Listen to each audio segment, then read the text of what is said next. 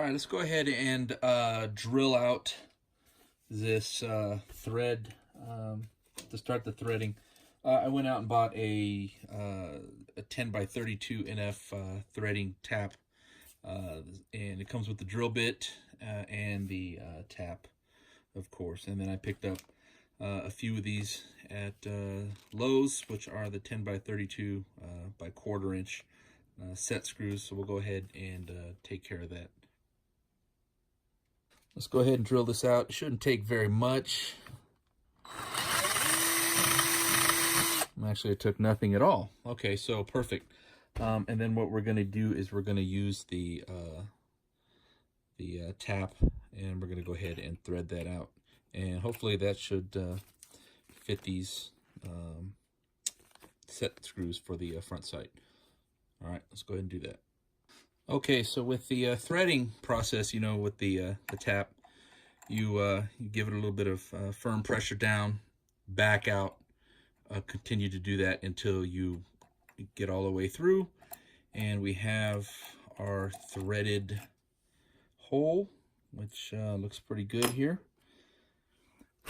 You could use a little bit of oil, or you know, some cutting oil or something like that. I just went at it dry. Wasn't too much. It wasn't too hard. It's just once I got the tap set up. So let's go ahead and test out the thread to see if it's going to work. It's going to catch. Make sure you want to go in straight. Don't force it in. And here we go. And I can feel it coming out. There we go. Okay, we got a perfect threaded hole.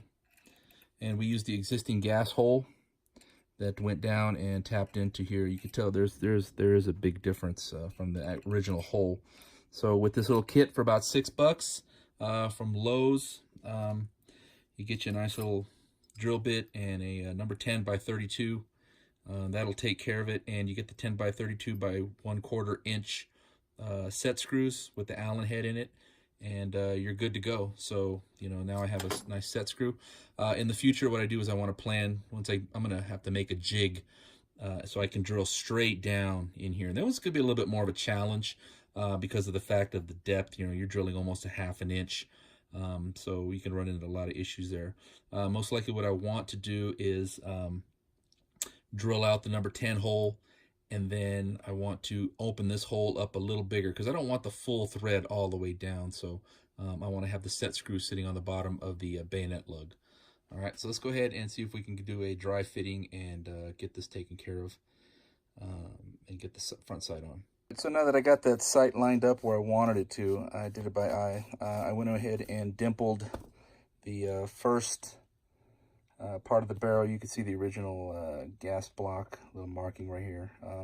I went in, it was a fine adjustment. I got it lined up by eye, and then I made a few measurements, and looked really good from where I was happy with it. So I tightened it up, made a small mark, and I went ahead and dimpled it just slightly. And I want to drill through the barrel. So we're going to go ahead and go from there, and you can see that the thread works pretty good. Let me go ahead and clean this up a little bit, and should be finished. Okay, so as we can see, we have the front sight post gas block assembly, which doesn't actually use the gas, mounted. We used the screw from underneath, tapped it, threaded it, and got it set on there, and I dimpled the barrel. And other than that, it's on there pretty solid. I bore sighted it with the laser bore sight, and it is really close. It's right on. I don't know, with the windage sight in the back, I zeroed it out. It was a total of 86 from left to right, and then I zeroed it back into about 43, which should put it on battle sight 0. The front sight, I flush mounted it, so that's at battle sight 0, but this is all AR-15. Looking down, taking the measurements, I am right on. You know, I'm satisfied with what I got.